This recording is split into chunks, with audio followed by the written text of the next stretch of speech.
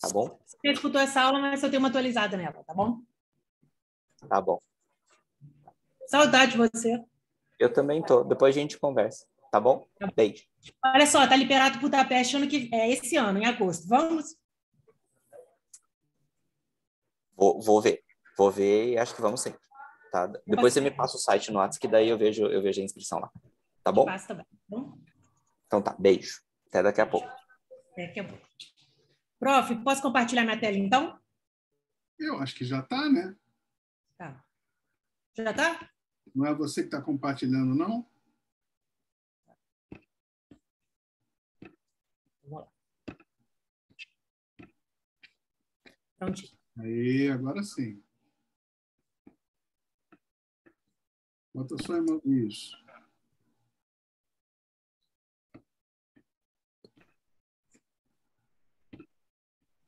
Dá mais 2 minutinhos, tá bom? Ótimo. Quando você começar.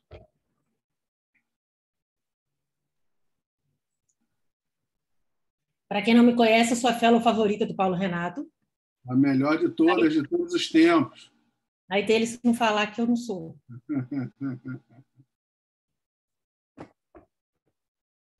Já estou com ciúmes de quem vai ocupar meu lugar. Cuidado, hein? Vai ser desbancada com uma predileta.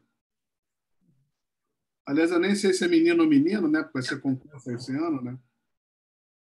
A prova é final de semana que vem. É. O pessoal que já está na nossa sala, né? Já temos 23 pessoas. E só para a gente fazer uma contextualização rápida, antes de ouvir a palestra da professora Amélie Falcone, eu chamo de professora porque a Amélie tem um dom natural para lecionar. Eu acho que a gente entende que a melhor maneira de aprender é ensinando. Existem vários precedentes na literatura de quem escreve sobre didática e pedagogia, falando exatamente sobre essa característica de como aprendem os adultos. Eu fiz um curso alguns anos atrás e como aprendem os adultos é um assunto super interessante. E dentro desse tônica de assuntos interessantes sobre o aprendizado dos adultos, fica bem claro que ensinar é a melhor forma de aprender. Então, dentro desse contexto, as grandes instituições de prestação de serviços médicos, como o Einstein, como o Sírio e como os hospitais universitários, eles são tão grandiosos porque também têm a formação. E esse médico, esse agente de saúde, que é ávido pelo conhecimento, ele é uma adrenalina na veia, fogo e gasolina para incentivar as pessoas no estudo, na progressão, em relação ao que se pratica. E eu tive a honra de ter a Amélie Falcone como uma das fellows que eu tive o prazer de acompanhar no Rio de Janeiro, na nossa clínica, e ver o sucesso da Amélie. Eu já brinco com a Amélie desde que ela era fellow, que eu chamava ela de pen influencer, né, da internet. Então, a Amélie também tem essa pegada, né, essa comunicadora. A Amélie é um talento de relação interpessoal. Você vê pelo ciclo de amizades que a Amélie tem, é uma coisa incrível. Ela fala com gregos e troianos com a mesma facilidade. Isso é um talento natural dela, né? E além dela ser vocacionada para as relações interpessoais, o que é uma coisa muito legal no médico, ela também incentiva esse talento natural, trazendo essa agregação de conhecimento de forma tão bonita através das mídias sociais. Então, fora a rasgação de seda, né? Eu queria primeiro também falar a respeito do Covid. Eu não sei como é que estão nas diferentes regiões do Brasil, mas no Rio de Janeiro nós tivemos muita atenção, com uma contaminação incrível, embora nem tanto em casos tão graves como a gente teve no passado.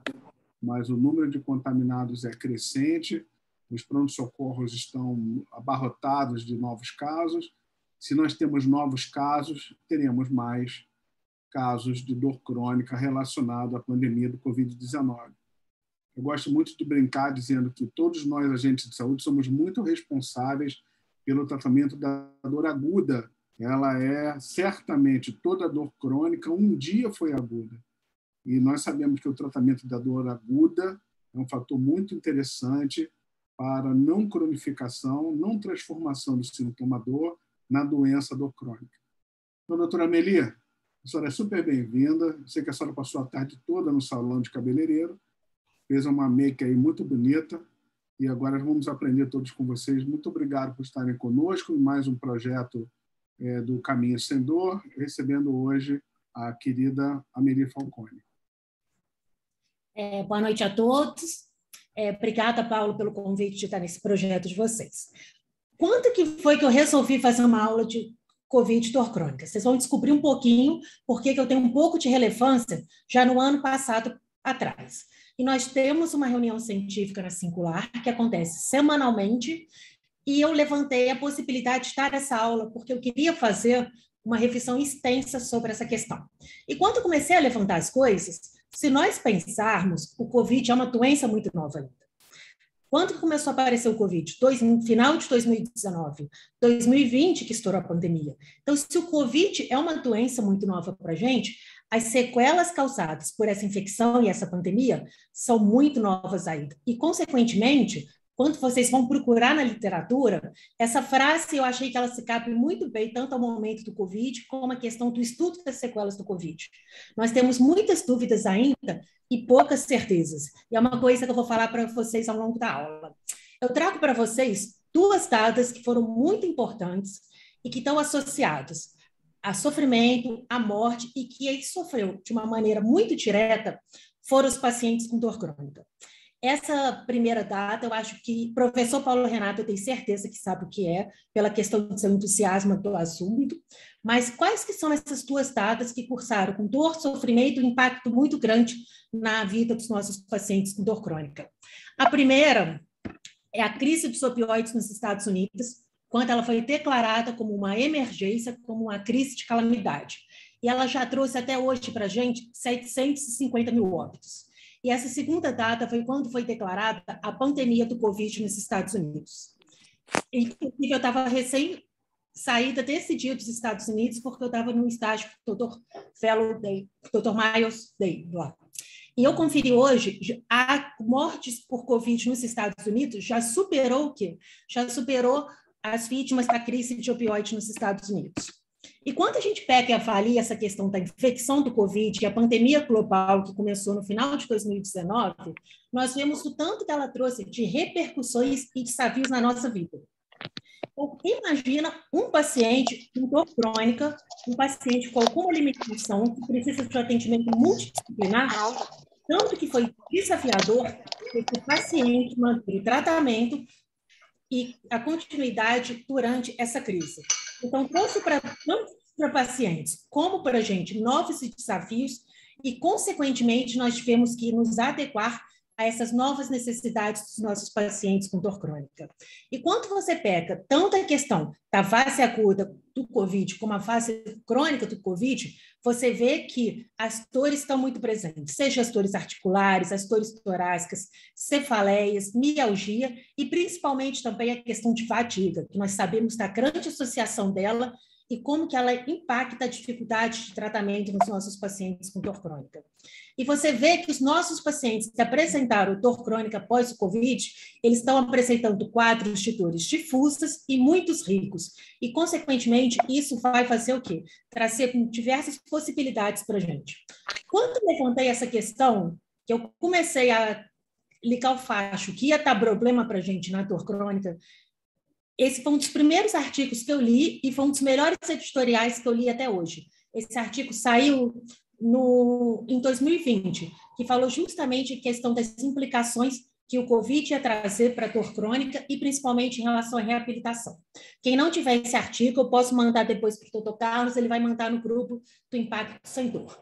Quando eu fui rever a literatura para montar a aula, cresceu muita questão, tanto de relatos de caso, como de casos de dor crônica após o Covid, e, consequentemente, aumentou muito o número de trabalhos.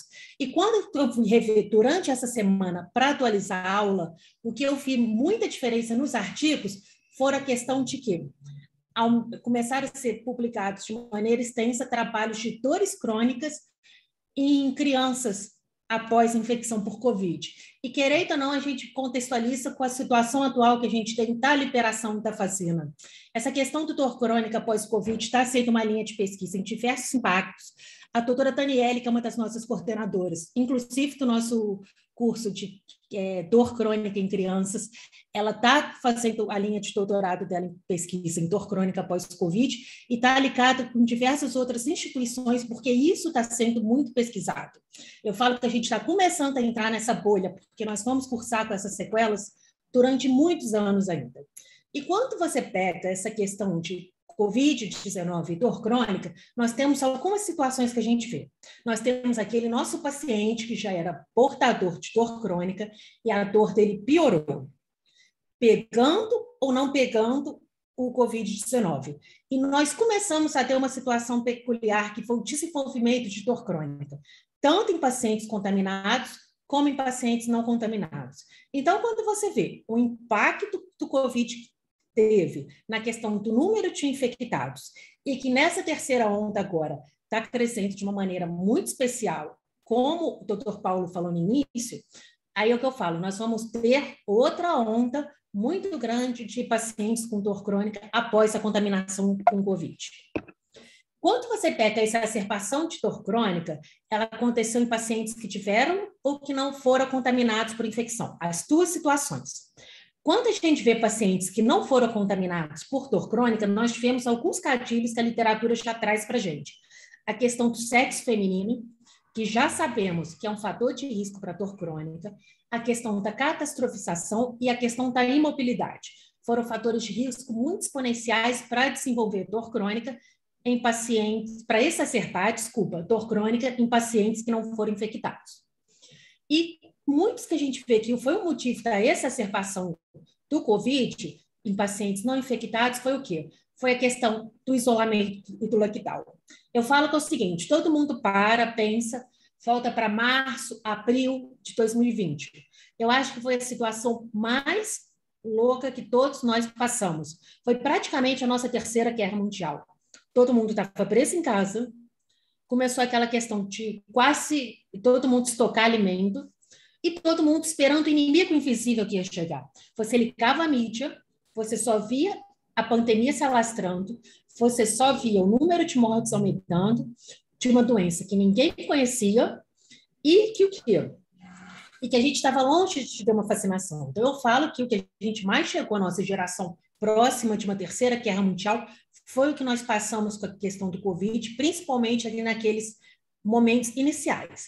Aí você pega isso e contextualiza para um paciente com dor crônica. Esses pacientes tiveram o quê? Uma dificuldade de acesso à prescrição. Se eles tiveram uma dificuldade de acesso à prescrição, principalmente no início, o que aconteceu? Eles pioraram a dor pela falta da medicação. E ainda tiveram os problemas que nós sabemos que ocorrem, que é os problemas da síndrome de abstinência. O outro grande fator de risco muito importante para exacerbar a dor crônica desses pacientes foi a dificuldade que esses pacientes tiveram de fazer acesso à fisioterapia. Eu acho que todo mundo passou por isso. Qual que é a grande coisa que acontece? Você coloca o paciente na fisioterapia, o que o nosso paciente de dor crônica fala? Não melhorou. Quando chegou o lockdown, que todos esses pacientes ficaram afastados da fisioterapia, piorou a dor de todo mundo. Mesmo nos pacientes que estavam com acesso à prescrição certinho, que não tiveram nenhum problema com isso. Eu falo que dos meus 2 pacientes, os únicos que não tiveram uma piora da dor após o início da pandemia foram 2 pacientes idosos que, para protegê-los, a família levou eles para os sítios e, consequentemente, eles ficaram mais ativos. Fora isso, pela questão da dificuldade de reabilitação, nós tivemos uma exacerbação catastrófica da dor dos nossos pacientes. Outro grande problema que nós tivemos foi a redução das intervenções. Os centros cirúrgicos ficaram parados durante muito tempo, e outra foi a questão da ansiedade e o medo. Nós sabemos da relação bidirecional que nós temos com a questão da saúde mental e a questão de desenvolvimento e manutenção da dor crônica. Volta lá para trás toda aquela situação de estresse que se passou. Isso foi um gatilho muito grande para essa exacerbação da dor crônica. E eu trago, inclusive, esse trabalho, que foi um dos primeiros trabalhos a serem publicados também, foi um trabalho que foi publicado na Itália, então que, consequentemente, sabemos que são os pacientes que sofreram um impacto muito grande e de uma maneira mais precoce, que eles quiseram ver justamente o impacto da pandemia em pacientes com dor crônica. Eles pegaram 80 pacientes, 25 pacientes com neuropatias de fibras finas, 42 pacientes com enxaqueca crônica. E eles pegaram 13 pacientes que foram os pacientes familiares, então, que consequentemente estavam inseridos no mesmo contexto desses pacientes para ser o grupo controle. E passaram questionários de estresse específicos relacionados ao COVID, passaram as escalas psicométricas de humor, ansiedade, catastrofização, de qualidade de vida em relação à questão de dor também. E os resultados foram o seguinte: o trabalho mostra que 50% dos pacientes tiveram mudanças moderadas às extremas em relação aos hábitos, tanto em casa como fora de casa, e que todos os pacientes apresentaram um impacto muito negativo na qualidade de vida e, consequentemente, na doença dele. Os pacientes com neuropatia de fibra fina tiveram uma piora do quadro clínico muito grande e aumentaram muito os índices de catastrofização nesses pacientes. E quando você pega os pacientes com enxaqueca crônica, eles atingiram níveis altíssimos de ansiedade, hipervigilância e catastrofização. E esse trabalho, ele relata justamente que os impactos nos nossos pacientes de dor crônica teriam peculiaridades de acordo com as doenças específicas deles. E quando você pega outra situação que eu falei que aconteceu também, que foi o surgimento de dor crônica em pacientes que não foram infectados. Isso aconteceu por quê? Uma coisa que foi muito proeminente no início da pandemia foi a questão de quê? Distúrbios de sono. E nós sabemos da grande associação entre distúrbios de sono e a questão de dor crônica. Além disso, teve a questão do quê? Do sofrimento emocional. Foi o que eu falei, estava todo mundo em casa, preso, com medo de morrer, medo dos familiares morrerem, medo da crise econômica que iria ver. Então, isso levou a níveis de estresse, ansiedade, depressão absurdos. Só para vocês terem uma noção, depois da pandemia de SARS, em 2003, em Hong Kong, aumentou-se muito os níveis de suicídio e a pandemia se resolveu lá e nunca mais os índices de suicídio voltaram para a taxa pré-pandemia. Então, a gente já tem essa associação que você vê muito na literatura entre alteração de saúde mental após pandemias virais. Teve a questão do estresse da mídia, que todos os canais só relatavam morte, morte, morte, morte. E outra questão foi também o problema das alterações da dinâmica familiar. A nossa casa passou o quê? A ser escritório e passou a ser escola das crianças. E era um ambiente que muitas vezes não era adaptado para isso. Então, isso aumentou tanto a questão de dores relacionadas ao trabalho, como até dores relacionadas ao estresse pela alteração dessa dinâmica familiar. E outro fator de risco, sem dúvida nenhuma, foram a questão da imobilidade. As pessoas não só foram afastadas de suas atividades físicas, como elas também tiveram a questão da mobilidade muito reduzida por todo mundo estar preso dentro de casa, né? Quando a gente pega essa questão dos pacientes contaminados, a gente já vê na literatura o relato da síndrome pós-Covid e também, quando você pega os pacientes que foram internados em unidades de terapia intensiva, você vê a síndrome pós-terapia intensiva, que já é uma síndrome relatada na literatura. E os fatores de risco que você vê envolvidos para a geração de dor crônica nesses pacientes foi novamente a questão da mobilidade, porque sabemos que esses pacientes ficaram muito tempo imóveis no leito, esses pacientes ficaram intubados, e isso levou tudo ao quê? Levou a questão da sarcopenia. Esses pacientes tiveram um impacto muito grande na questão do autocuidado, uma redução imensa nas atividades diárias, e um dos fatores que você vê mais impactantes da síndrome pós-terapia intensiva foi o quê? Foi a questão da dor crônica. E sabemos que um quadro que se arrastou muito, a questão do brain fog e a cognição também. Quando a gente pega essa questão dos pacientes em unidades intensivas, quais foram os fatores de risco? Sabemos que a dor já não é avaliada de maneira ideal em unidades intensivas. E quando chegou a situação do COVID, isso piorou muito. Por quê?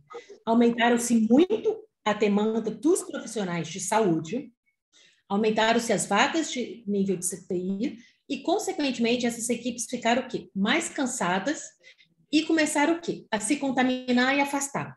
Então, querendo ou não, a prioridade virou o quê? Estabilização cardiorrespiratória. Então, a dor foi o quê? Deixada de lado com razão pelo contexto que nós tivemos. Além disso, o quê? A imobilização. A imobilização com o desenvolvimento de sarcopenia foi um fator de risco muito importante. A própria questão da ventilação mecânica e todas as consequências que ela traz, e também a questão da sedação. Esses pacientes foram o quê? Eles foram submetidos a procedimentos, muitas vezes dolorosos, e nem sempre no plano adequado. Além disso, pacientes com ou sem sedação foram alvos de quê? De plexopatia braquial, pela questão da pronação. A pronação não é simplesmente, quem trabalhou na linha de frente sabe, você virar esse paciente de barriga para baixo. Você tem que ter todos os cuidados específicos e esses pacientes ficaram mais alvos de lesões do plexo braquial, de subluxação articular e também de lesão de partes móveis. Quando você pega essa tabela, está naquele artigo que eu falei que é um artigo muito bom.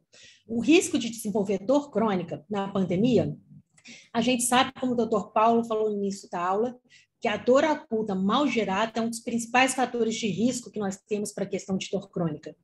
Então, teve a questão desses pacientes serem submetidos a procedimentos dolorosos, e também dessa questão da dor demorar a ser tratada. Além disso, sabemos o quê? Qual foi a população inicial que apresentou um risco maior para o Covid-19?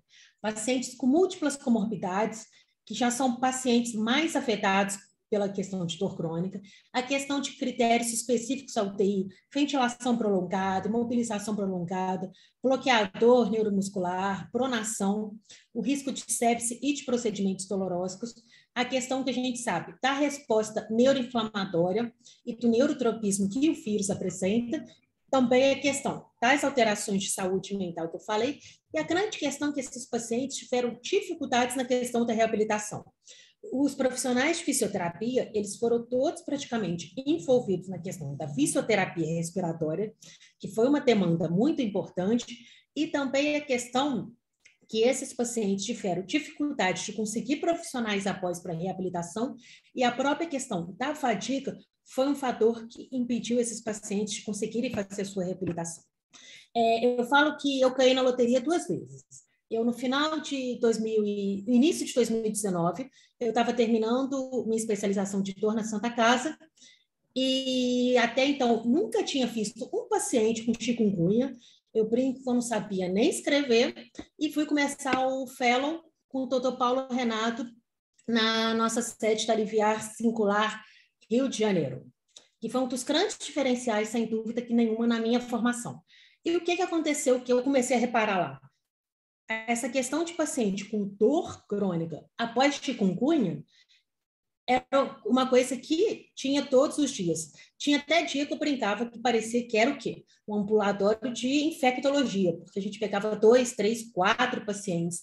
Foi uma coisa que eu comecei a levantar, a atinar para a questão dessa relação de infecções virais e desenvolvimento de dor crônica. Tanto que quando começou essa questão da pandemia do Covid, eu falei, vamos ter outra epidemia de dor crônica relatada a uma situação infecto-contagiosa.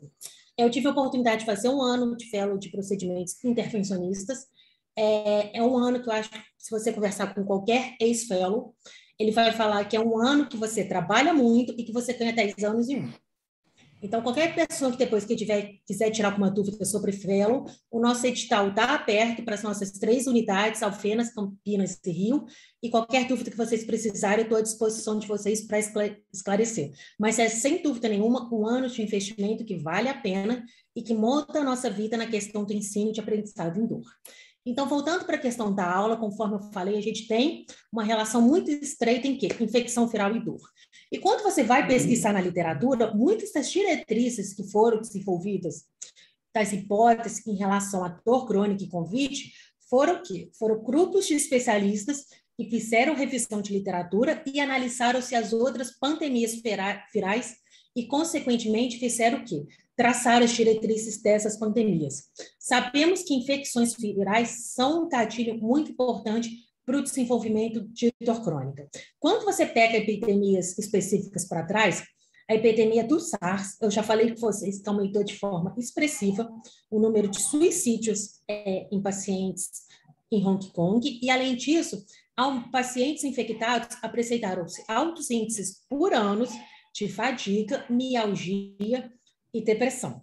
Quando você pega a questão da pandemia de Epstein-Barr, esses pacientes apresentaram muita questão de dor crônica de maneira geral e também alterações de memória e alterações cognitivas. E quando você pega infecções virais em geral, a literatura fala que sempre quando você tem alguma epidemia, você aumenta nos próximos 5 anos o número de pacientes portadores de cistite intersticial e síndrome do intestino irritável. Mesmo pacientes, às vezes, que não apresentaram um quadro tão extenso da infecção viral, mas que quando eles foram avaliar, esse paciente apareceu o quê? Resposta imunológica.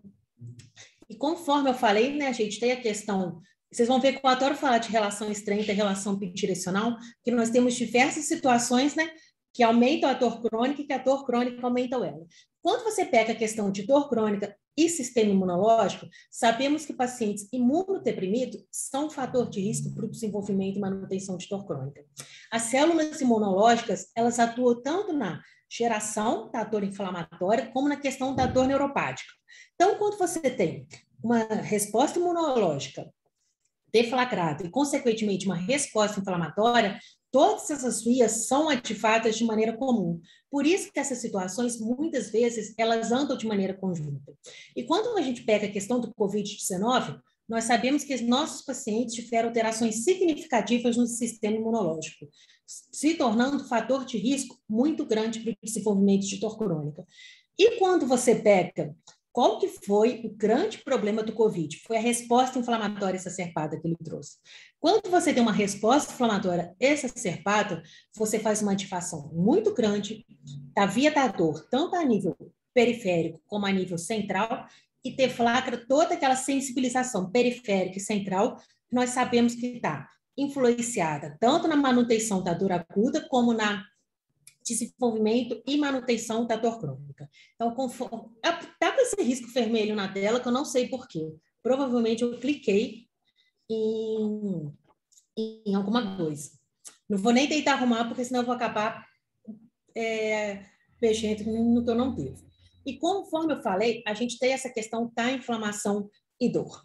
Você tem a questão da inflamação aguda, né? A gente sabe que quando a gente ativa os nossos receptores, são os receptores de dor, eles flagram aquela resposta inflamatória periférica, que recruta as células do sistema imunológico e, consequentemente, liberam mais mediadores inflamatórios que ativam esses receptores de dor e fica aquele feedback positivo, que você tem dor alimentando inflamação, que alimenta dor, e fica aquele ciclo sem fim.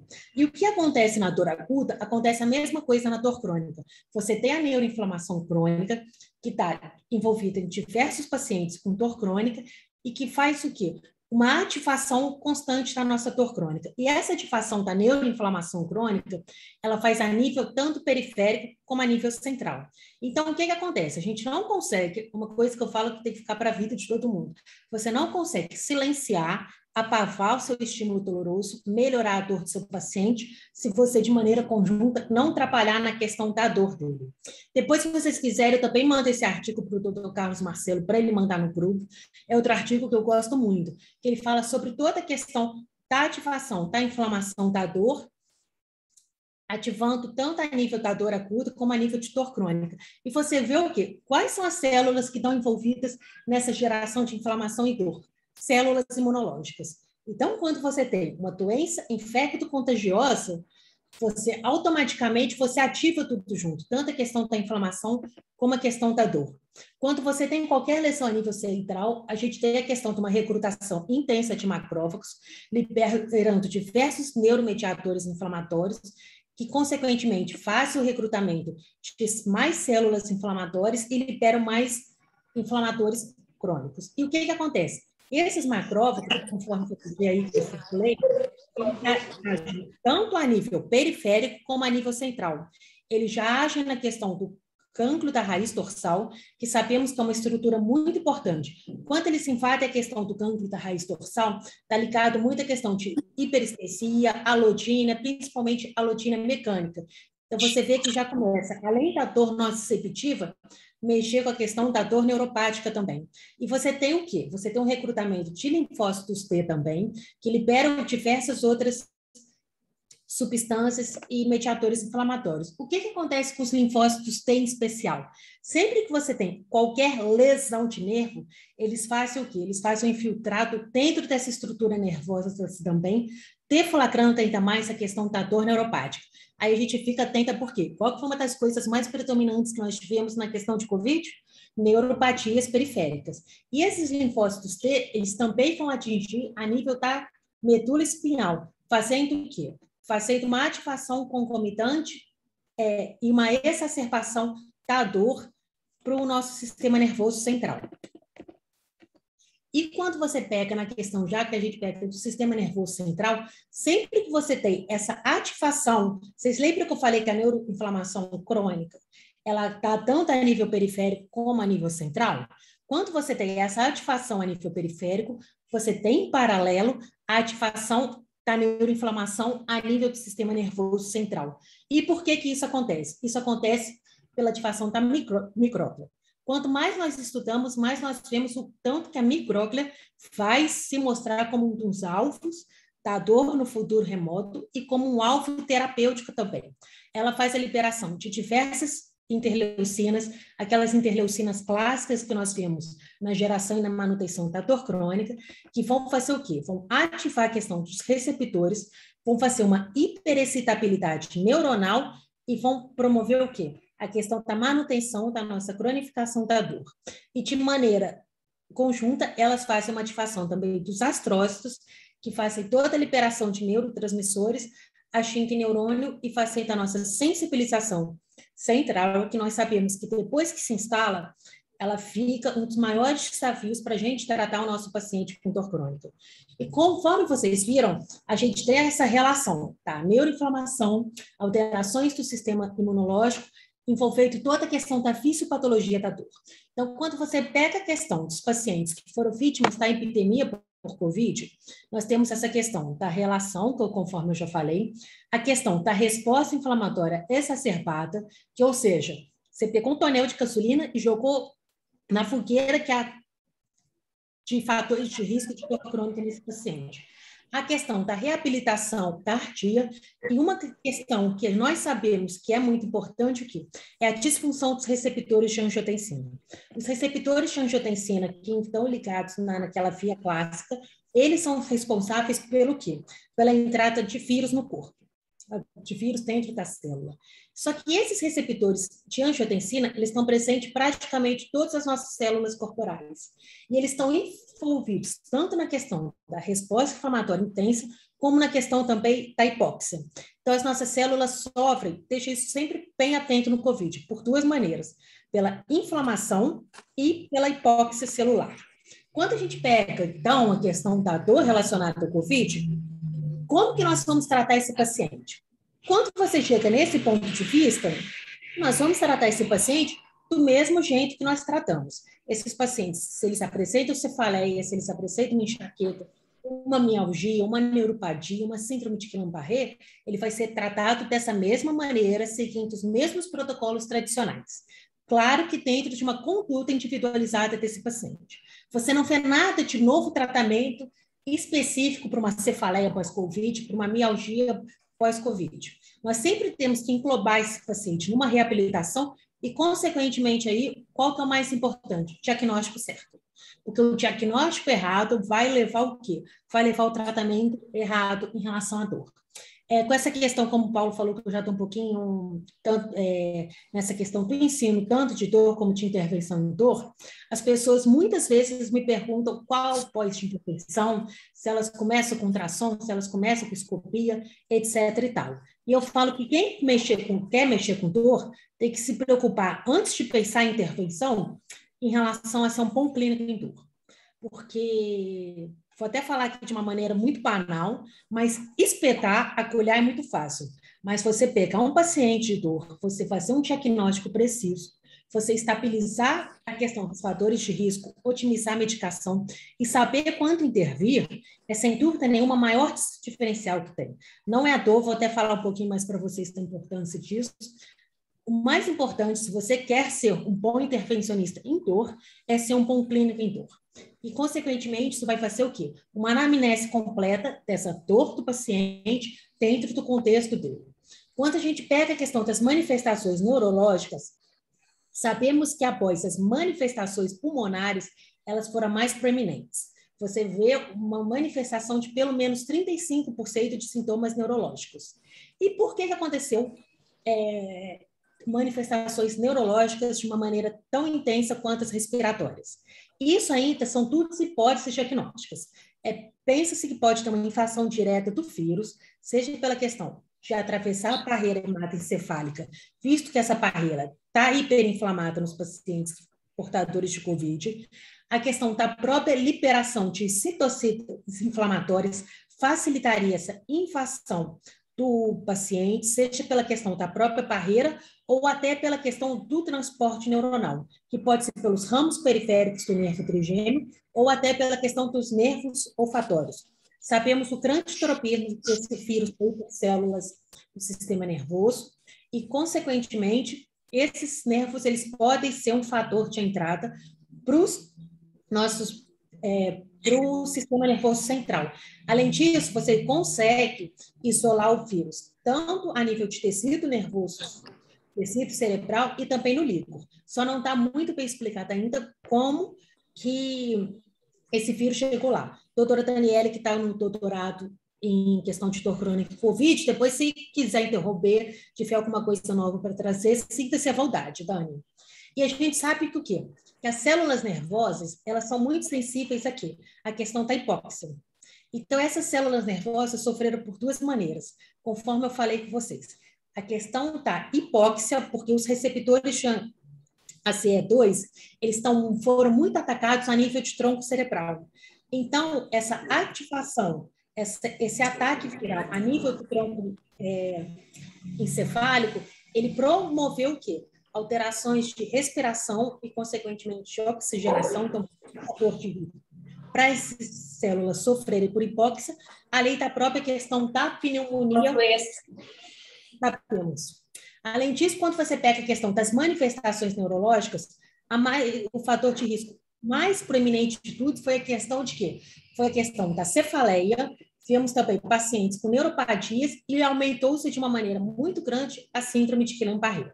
Pacientes com acidente vascular encefálico também apresentaram, até pela questão que a gente sabe de toda a ligação do vírus, envolvimento na cascata de coagulação. Né? Conforme eu falei, as neuropatias foram um fator muito encontrado nesses pacientes. E aquela dos pacientes, conforme eu falei, a clínica dos pacientes não muda da clínica dos nossos pacientes normais. Esses pacientes cursam com dormência, parestesia e dor. E isso foi, sem dúvida nenhuma, conforme eu falei, pelo neurotropismo, tanto de tecido muscular como tecido nervoso. Depois você vê que a coisa mais que a gente já encontrou nesses pacientes foi o quê? As mialgias. E essas lesões musculares, tanto a níveis acutos e crônicos, e pacientes que já possuíam dores musculares apresentaram exacerbações muito intensas. Por que isso aconteceu? Se nós pensarmos, os tecidos musculares, as fáscias, já são tecidos pouco irrigados. E com o quê? Com muitos receptores ACE2. Então, esses pacientes foram vítimas da infecção direta celular por vírus e também uma vítima muito significativa da questão do quê? Da hipóxia. E quando você vê pacientes que apresentaram aumento de CK e LDH, tiveram quadros muito mais frequentes e muito mais intensos de mialgia. E nós sabemos que foi nessa questão da resposta inflamatória, ela ainda favoreceu o quê? O aumento de incidência de eventos trombóticos. E o tecido muscular sofreu muito com essa questão de eventos trombóticos, pela questão da isquemia secundária a isso, a isquemia da hipóxia e a questão da grande presença dos receptores, que era a porta de entrada do vírus. Quando você pega a questão da mialgia aguda, uma grande coisa que a gente vê, né, sempre que você fala de dor muscular, é aquela briga eterna, frio, calor, que até o doutor Caio, na última aula nossa do Caminho Sem Dor de Dor Lombar, levantou até umas discussões interessantes. Quando você pega na questão da mialgia aguda, inclusive esse trabalho foi só cuidados para pacientes com dores musculares durante a pandemia de Covid. Posso mandar depois para vocês quiserem, o doutor Carlos manda nos nossos grupos. Né?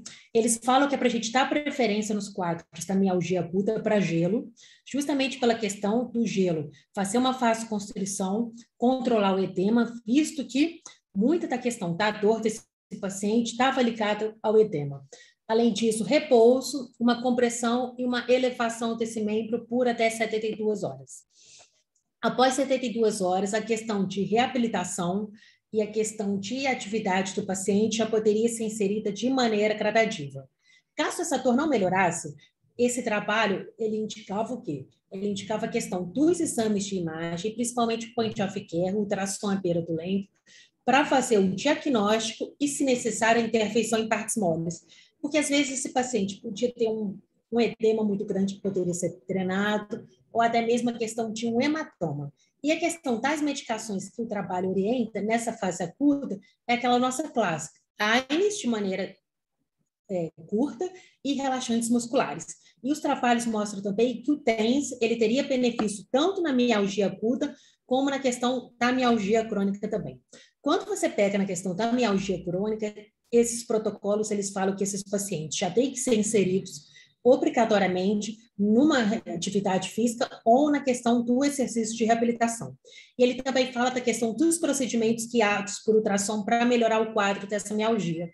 E ele fala para não usar corticoides e ele indica dar preferência para 2 tipos de procedimento guiados por ultrassom. Ele fala tanto da questão da proloterapia como para a questão do PRP. A questão do PRP, a gente sabe que nós ainda temos alguns problemas de liberação no nosso país, mas a proloterapia ela é uma técnica, para quem não conhece, que é espetacular, ela é de baixo custo, né?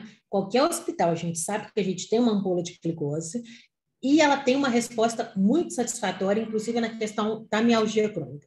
Para quem não conhece a questão da proloterapia, nós também estamos com o nosso curso Prolodor em Santos, sob orientação do Dr. Vitor Pacheco. A questão da artralgia já é um fator de risco de dor que a gente tem após todas as infecções virais, que você vai pesquisar para trás na literatura, e em muitos casos ela é a manifestação inicial de infecções virais.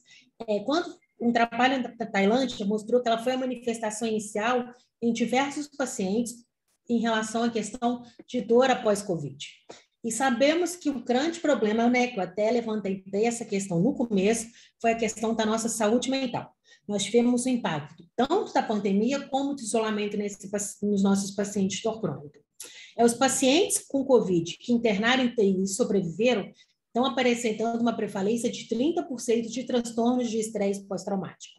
É aquela coisa que eu falei, a gente está na questão do meio da pandemia, mas nós ainda vamos caminhar, pelo que eu vi na literatura, quando você vê outras pandemias virais, você tem até 5 a 10 anos de quê? Pelo menos para começar a resolver o problema dos danos colaterais da pandemia.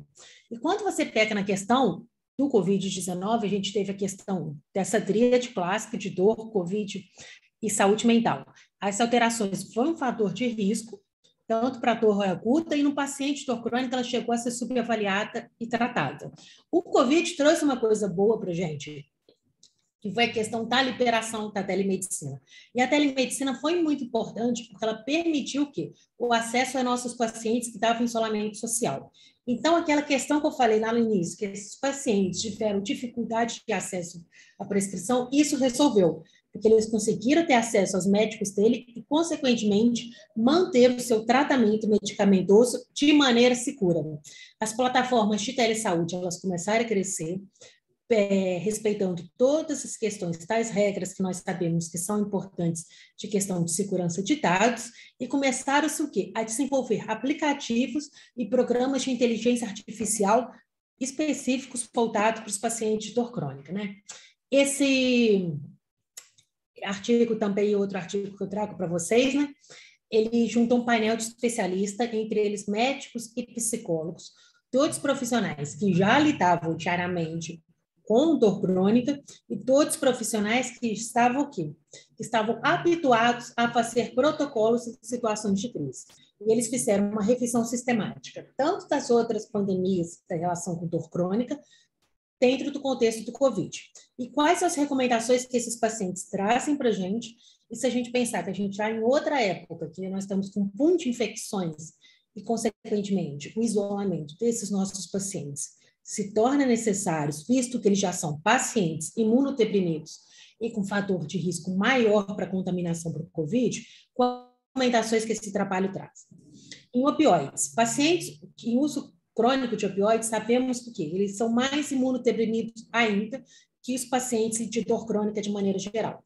Os opioides, eles diminuem a resposta inata e adquirida do nosso paciente, e ele também diminui o número e a expressividade das células natural killer. Então, pacientes vítimas de opioides, uso de opioides são o quê? Vítimas de quê? De COVID, por terem um sistema imunodeprimido mais enfraquecido.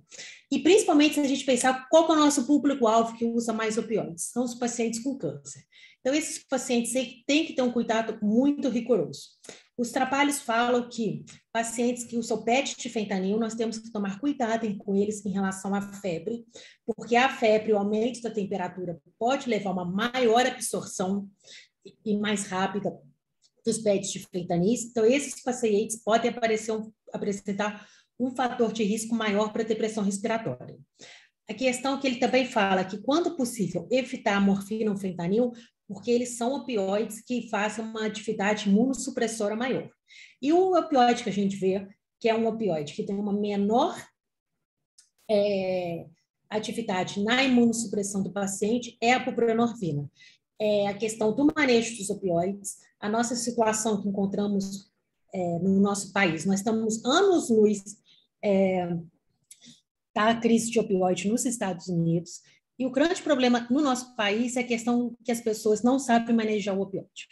Não sabem manejar o opioide, tem uma opioidifobia muito grande, tanto da parte de profissionais de saúde, como da questão de pacientes, e, consequentemente, o que nós vemos? Que os nossos pacientes sofrem mais e morrem mais, com sofrimento pela questão dessa dificuldade de acesso aos opioides. O Dr. Paulo Renato vai dar daqui a algumas semanas uma aula de opioides no Caminho Sem Dor também. E ele fala justamente, esse trabalho traz a recomendação da telemedicina para o uso de opioide. Ele fala que a telemedicina é uma maneira segura de você avaliar, prescrever para esses pacientes que já usam, continuar o tratamento, e também é uma plataforma segura para você iniciar o opioide em um paciente virgem de opioide. Além disso, ela traz a grande vantagem que a gente evita a abstinência, porque a gente vai possibilitar o acesso dos nossos pacientes às medicações. Como é um trabalho europeu, ele fala muito sobre a questão de que orientar os pacientes sobre a questão do uso de naloxone, a prescrição e educação, e sobre orientar também os fatores de risco, as coisas que você pode encontrar nos pacientes a longo prazo com o uso de opioides. E ele sempre fala, para quando você começar o opioide, eles recomendam que você coloque uma pessoa do círculo social para que a prescrição do paciente fique bem entendida. A questão dos corticosteroides, sabemos que muitos pacientes reumatológicos já utilizam de maneira crônica, e sabemos que eles têm um impacto muito grande na questão da imunodepressão e de alterações da adrenal. Quando você usa uma dose única de metilprednisolona, você pode fazer uma imunossupressão que pode durar até 2 meses. Então, eles falam que quando os pacientes forem submetidos a procedimentos intervencionistas, se possível, poupar o corticoide. Mas se tiver uma indicação do uso de corticoide, preferir betametasona ou dexametasona pelos menores efeitos em relação à imunossupressão. Também evitar o uso de injeções intraarticulares de corticoides. Sabemos que nós temos outras coisas que são muito mais vantajosas para usar intraarticular, tanto que promove também a questão de proteção e tratamento da patologia intraarticular, tanto a proloterapia, como eu já falei, ou até a questão do ácido hialurônico, e também ele traz a questão de levantar cuidado para artralgias de grandes articulações, porque na epidemia do SARS foram vistos que pacientes que tiveram altas doses tiveram maior chance de osteonegrose do que a população sem uso de opioide. Até a questão do AINES, que foi muito controverso no início da pandemia, fala que você pode usar a nível de agudo, desde que você monitorize os efeitos colaterais. Qualquer situação que esse paciente apresentar de quadro de febre novo ou de dor muscular novo, esse paciente tem que notificar o médico justamente para a gente avaliar a possibilidade de uma infecção. Quando você pensa a nível de procedimentos, dispositivos de administração intratecal, a nossa clássica bomba de morfina, eles falam para a gente evitar a inserção, exceto em dor oncológica, porque em dor oncológica o benefício supera o risco.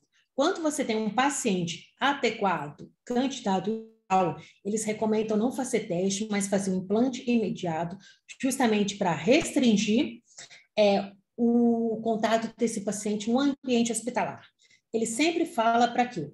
Para pacientes suspeitos ou sintomáticos de infecção pelo COVID, você atravessar o abastecimento desde que a data do alarme permita. O que você faz nessa situação, então? Passa o paciente para o uso de opioide oral para evitar síndromes de abstinência. Quanto à questão do baclofeno, eles falam para justamente não tomar cuidado, porque a síndrome do baclofeno de abstinência, ela chega a ter efeitos mais deletérios que a abstinência pelo opioide. Então, pode ser necessário você fazer infusão intravenosa de benzodiazepínicos e qualquer coisa passar esse paciente para o baclofeno oral, né? A questão do neuroestimulador, eles falam para evitar novos trials e implantes, e os pacientes que já tiverem dispositivos instalados para fazer avaliação constante de telemedicina, porque são pacientes que têm uma avaliação mais rotineira, então, consequentemente, de poupar esse paciente a se expor em consultórios e hospitais, que são áreas com maior potencial de infecção. Quando você pega os procedimentos intervencionistas, nós sabemos o quê? Eles orientam a fazer um teste de 3 a 5 dias antes do procedimento, né? E procedimentos semi-urgentes, sempre vê se você não tem a possibilidade de o quê? De postergar esse procedimento, né? Procedimentos semi-urgentes, eles falam que a telemedicina pode ser uma plataforma muito interessante, tanto para a triagem como para as orientações antes e após o procedimento, e mesmo assim fazer uma avaliação abrangente para tomar uma ação assertiva para colocar esse paciente na sala de cirurgia de uma maneira segura, mas com uma indicação bem precisa. Esse é o protocolo em relação à questão do que eu falei até agora. E esse outro trabalho, ele falou o seguinte, porque nós sabemos que já há diversos meses começou a voltar o quê? Os procedimentos eletivos. Só que você não tinha nada em relação ao guideline, a orientação específica em relação ao quê? Em relação aos nossos procedimentos para dor crônica. Por quê? E esse trabalho fala que justamente que a gente precisaria de um guideline específico, porque são procedimentos minimamente invasivos, são procedimentos que o paciente tem uma alta precoce, são procedimentos que muitas vezes possibilitam a alta precoce desses pacientes. Tem até um trabalho, eu não coloquei aqui, mas é um relato de série do Felipe do HC, que eles fizeram na Beneficência Portuguesa. Foram 7 pacientes com quadro de cefaleia intensa, que foram submetidos a procedimentos fenopalatino e 2 a procedimentos fenopalatino e de bloqueio de nervo occipital. Eram pacientes que estavam agarrados no leito por conta de cefaleia e que, após o procedimento, tiveram uma alta precoce. Foi justamente o que a gente observou, que os procedimentos de dor permitiam uma reabilitação, uma alta precoce para pacientes, inclusive que foram contaminados por COVID. Esse trabalho ele leva também uma questão muito interessante, que ele fala a questão da diminuição expressiva que teve dos procedimentos de dor e, consequentemente, o impacto que isso teve na formação de novos médicos de dor, né? Além disso, como eu falei, nossos procedimentos, eles têm benefícios muito palpáveis. Eles reduzem muito a mortabilidade dos pacientes, como são procedimentos rápidos, minimizam idas frequentes desse paciente à emergência. Ele faz um procedimento único, então você minimiza a exposição dele ao vírus.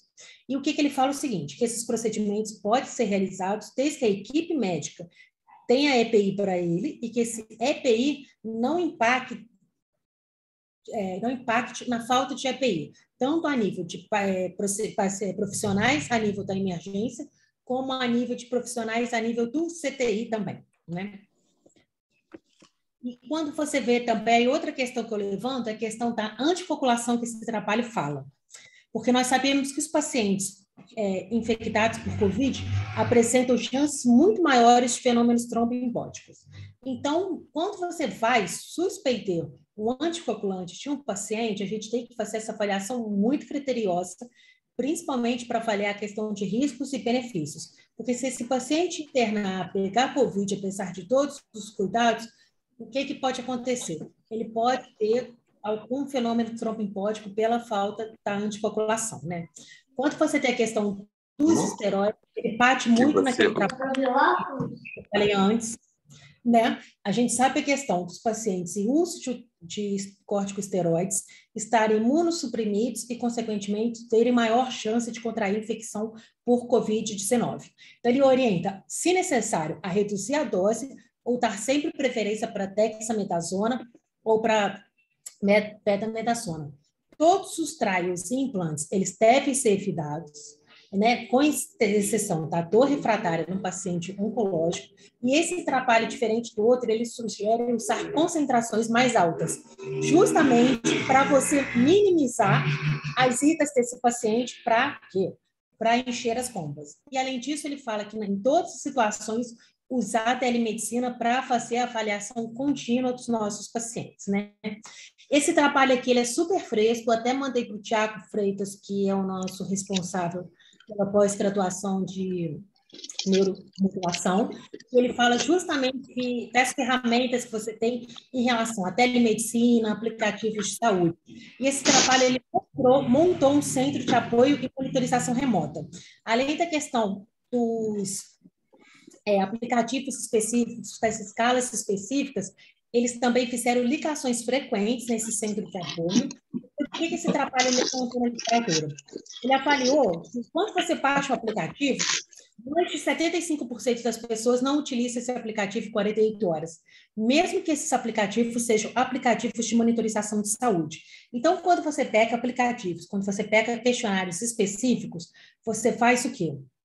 E você começa a ligar para esses pacientes, você consegue fazer o quê? Você consegue fazer um tratamento muito mais abrangente da nossa telemedicina. Assim, a telemedicina e a tecnologia, toda essa inovação tecnológica em dor, ela chegou para ficar, e nós temos que pensar o quê? Que ela está possibilitando muito tanto a questão do tratamento dos nossos pacientes, como o alcance do tratamento de dor em pacientes que antes não tinham a questão da possibilidade de um acesso, né? A grande questão que eu falo, eu vou ter a minha conclusão e eu vou ter a nossa mensagem para Take Home, é a questão que a gente está começando a andar nessa questão de dor crônica ou Covid. Conforme a gente viu nas outras infecções, nós vamos ainda ter a questão da dor crônica e das sequelas do Covid arrastadas durante anos. E, consequentemente, a gente vai ter trabalhos mais conclusivos e diretrizes mais formadas. E uma questão que eu quero falar mais o seguinte foi o que eu falei. Nós não temos nada de novo quando você pega um paciente que teve uma enxaqueca, que teve uma neuropatia, etc. e tal. Então, o que vai ser importante para a gente fazer um diagnóstico desse paciente, não só desse nosso paciente, que foi vamos lá, em 2 anos, você teve Covid, você teve a dor crônica pós-Covid. Essa não vai ser a nossa primeira situação inusitada que nós vamos ter na questão de dor crônica. Vai aparecer novas situações que vão deflagrar novos casos de dores crônicas e nós vamos ter esses momentos iniciais mais certos. Então, o que vai definir o nosso bom atendimento desses nossos pacientes em relação à dor crônica e Covid ou a relação de situações adversas que podem surgir? É questão do quê? Da gente cada vez mais estudar a parte clínica da dor. Conforme eu falei, espetar, acolher o paciente, quando você entra no mundo da dor, você descobre que isso é a parte mais fácil. Mas a questão da complexidade do paciente da dor crônica e a complexidade também da clínica de dor é, sem dúvida nenhuma, o maior desafio. Então, bons intervencionistas vêm de quê? Vêm de bons clínicos de dor. E eu deixo a questão do nosso convite, que está sobre a coordenação da minha amiga doutora Tainá, da nossa primeira pós-graduação clínica de medicina da dor. Nós sempre fomos uma vanguarda na questão das pós-graduações, dos cursos, fomos os pioneiros na questão da parte de intervenção e agora nós trazemos a primeira pós-graduação clínica de dor, com grande diferencial, que ela é online e que nós vamos ter diversas regionais espalhadas pelo país. Você vai ter 6 módulos em cada regionais e essa vantagem nós estamos permitindo o quê? Eu falei que a telemedicina trouxe para a gente o quê? Trouxe o acesso de pacientes que antes não tinham condição de passar para o clínico de dor. E agora nós estamos expandindo o ensino de dor clínica para muitos profissionais, porque nós sabemos o tanto que é difícil você ingressar numa pós-graduação, você pagar uma pós-graduação, você despender um tempo da sua jornada para viajar, reservar hotel, deixar de trabalhar, etc. e tal. Então, agora, o ensino de dor clínico está muito facilitado e com acesso muito mais fácil para vocês. Quem quiser os artigos, quem quiser qualquer contato, estou disponível para dúvida, para discussão, e eu queria, de primeira mão, agradecer a participação de todos vocês. Ele tem uma... Primeiro, te dar super parabéns, né? Que revisão incrível. Tem uma observação no nosso chat também a respeito da imunodepressão em relação aos opioides ser dose dependente. Em relação aos opioides, você queria fazer alguma observação além dessa? Ela é tão dose-dependente, como ela também está relacionada, prof, a questão do tempo que o paciente usa opioide. Quanto mais tempo ele usa opioide, mais esse paciente pode estar sujeito à questão da imunossupressão em relação ao opioide. Então, e lembrando também a questão seguinte. Algum remédio? Isso não é uma contraindicação para você deixar de começar o opioide no seu paciente. Você vai começar o opioide se ele tiver indicação, porque nós sabemos também que o quê? Que a dor maltratada é um fator de risco, tanto para a imunossupressão como para a infecção em relação à dor após o Covid. Você pode só compartilhar a sua tela? Compartilha. E em relação aos opioides, algum medicamento específico mesmo? Você quer que eu pare de compartilhar, Paulo? Não, assim está bacana. Deixa assim que está bacana. Uhum. E em relação aos opioides, alguma coisa específica em relação a algum medicamento? Então, eles falam que o opioide que dá uma menor ação imunossupressora é a buprenorfina. E nós já temos a buprenorfina disponível em 2 medicações. Nós temos tanto a questão do Restiva como a questão do Transter, que agora também. Eu não sei qual que é a habilidade de vocês, se vocês já têm contato com o uso de buprenorfina. Ela é uma medicação excelente, né? Principalmente para a gente usar em pacientes renais crônicos. Quando você pega pacientes idosos, que já são pacientes que são submetidos a uma polifarmácia, você fica muito mais seguro de introduzir o opioide forte. Não sei como que é a sua... não sei o que você acha disso, Paulo, mas você evita que esse paciente evite de tomar uma dose ou que ele esqueça, tome uma dose a mais. Então, eu acho um opioide muito seguro para usar na questão de pacientes idosos, pacientes com polifarmácia, e que nessa questão da pandemia do Covid se mostrou mais útil ainda. Sempre lembre de orientar os seus pacientes como colar o adesivo de maneira adequada, seja na telemedicina, ou seja na questão da consulta de retorno, peça para esse paciente mostrar o adesivo colado, porque por mais que você oriente os pacientes colam no local errado, colam no local da dor. Prof. Paulo Renato tem diversos adesivos, tem uma galeria, né, de adesivos colados de maneira errada. E outra coisa muito importante para vocês orientarem o paciente em relação à buprenorfina é falar que se o paciente tiver eritema, aparecer alguma alteração na pele, para não tirar o adesivo. Na maioria das vezes, a gente não vê, não é uma alergia à medicação, é uma alergia à cola. Então, o que acontece? Ele troca o CID, a gente usa algumas estratégias e ele consegue manter o uso de uma medicação que nós sabemos que é excelente para o combate à dor. E o trabalho mostra também que tanto a morfina e o fentanil é o que tem uma atividade imunossupressora mais intensa. Ele tem uma pergunta também da Fabiana, perguntando se a pós também é aberta a psicólogos. Eu tomo a liberdade de responder. Essa pós-graduação que a Amelia divulgou, a Clínica Dor, ela é especificamente para médicos. Nós temos uma outra pós-graduação que é paralela e geralmente na mesma data do Clínica Dor para médicos, que é o Multidor. que é uma pós-graduação específica, voltada, dedicada à equipe multiprofissional em relação à dor, viu, doutora Fabiana?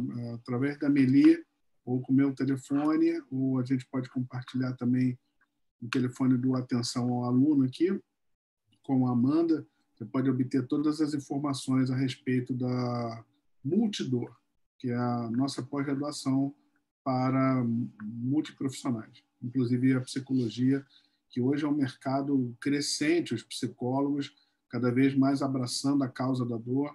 Nós entendemos que o atendimento da dor crônica ele é multiprofissional e tratar a emoção não é mais ou menos importante do que um procedimento intervencionista, mas ele está no mesmo patamar, porque alguns pacientes precisam muito mais de intervenção psicológica, às vezes, do que uma intervenção física.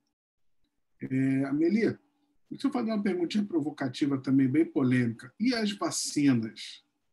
Vacina da dor crônica, vacina piora a dor crônica, tem alguma delas que dê algum problema? Porque eu vi, por exemplo, em casa, pessoas com dor aguda pós-vacinação da Pfizer. Eu fui vacinado da Pfizer, eu sou um guerreiro, já tomei 3 vacinas, 2 Coronga, uma Pfizer, tive Covid, e essa semana que passou, eu acho que eu tive Covid de novo, embora sorologia negativa, porque eu tive muitos sintomas semelhantes à Covid, até a gente ficou falando todo dia, não foi? Em relação às vacinas, como é que é o perfil de dor aguda e se existe alguma relação com a dor crônica?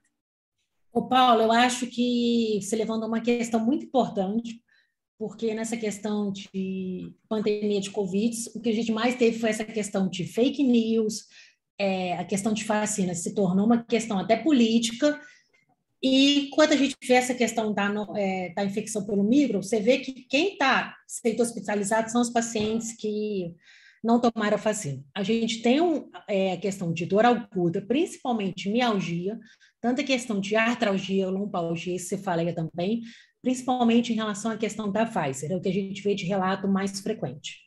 E o que é muito importante a gente falar, conforme eu falei, nós somos profissionais de saúde, nós somos formadores de opinião, e nós temos a obrigação de educar os nossos pacientes. Eu incluí na minha anamnese de rotineira essa questão de perguntar se o paciente teve Covid, perguntar se ele tomou vacina e, se não, por quê. E, principalmente, agora não, mas no início, eu falei que meu ambulatório de dor virou um ambulatório pró-vacina. Isso está acontecendo muito, Paulo. Os pacientes vão, tomam a primeira dose da vacina, tem um quadro de dor intensa e não volta para a segunda dose, não volta para o reforço. Então, comece a colocar isso na prática rotineira de vocês. Pergunte quantas doses que os pacientes tomaram e fale que a questão dele ter um quadro de dor aguda após a vacinação não é uma contraindicação para a questão do reforço da dose da vacina. Tem uma afirmação também do Caio Souza, que ele teve bastante dor, artralgia, principalmente nos joelhos, durante 3 semanas. A artralgia mais comum que tem durante o Covid ou pós-vacinação, qual é, menina? A mais predominante que a gente tem desculpa, Paulo, você perguntou de artralgia específico? Alguma articulação específica? Não, você não achei nada em relação à questão. E qual tem um guideline de manejo específico de dor muscular, mialgia? Você não tem nada específico para artralgia ainda, e você ainda não tem essa questão também de articulações que foram mais acometidas. Tem algum tipo de recomendação para o tratamento da artralgia aguda? Então, a questão da artralgia, o que você vê é a questão de, se for fazer infiltração, evitar o uso de corticoides. Nós sabemos que temos tanto a questão de proloterapia como a questão da físico-suplementação, seriam maneiras mais seguras para a gente fazer a intervenção nesses pacientes. Em relação à questão de tratamento agudo, você pode usar o uso do anti-inflamatório de maneira limitada, sintomáticos também, e naquela mesma questão, tratamento agudo, controlar o processo inflamatório, então você teria que dar preferência para gelo e elevação do membro. Mais alguma pergunta, pessoal da plateia?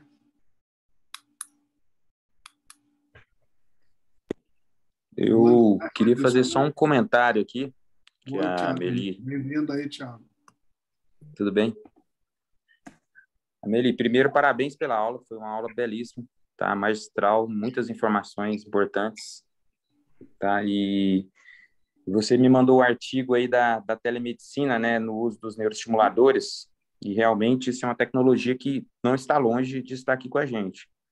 Já fui contactado por algumas empresas que mostraram isso e estão trazendo realmente, a gente vai poder programar os pacientes, não só de eletrodo medular, como cerebral também, por telemedicina, né? E aí, nessa época de pandemia, de isolamento, é fundamental para a gente poder exercer a neuromodulação. Agradeço você ter citado isso aí, porque é uma coisa muito recente e parabéns por todas as informações que você passou nessa aula. Foi belíssima a aula. Obrigada, Thiago.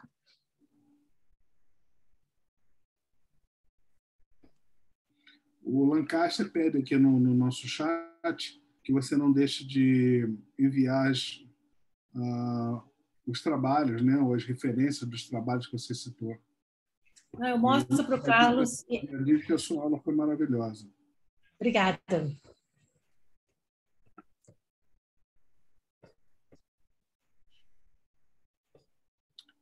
Melissa, suas considerações finais, por favor. Eu falo que é o seguinte, eu vou reforçar muito aquela questão de que muitos procuram a gente pela questão da intervenção em dor, e eu vou falar que a questão, pontos intervencionista vem de quê? De pontos clínicos de dor. Então, a nossa base sólida para a clínica é muito importante e ela se mostrou um diferencial, principalmente nessa questão da pandemia do Covid. E eu venho reforçar também a questão da importância de nós educarmos os nossos pacientes, principalmente em relação à questão da vacinação, para a gente conseguir minimizar tanto a pandemia como as sequelas da pandemia, que no nosso caso seria a questão da dor crônica. Mili, mais uma vez, obrigado e parabéns, tá? Sua aula foi incrível, milhares aqui de parabéns e beijos, etc. Pessoal, esteja conosco nos nossos programas de Caminho Sem Dor. Isso é um evento do nosso SIMPEM, nosso grupo de interesse em estudo e desenvolvimento das técnicas de medicina da dor. Um beijo para vocês e até a próxima.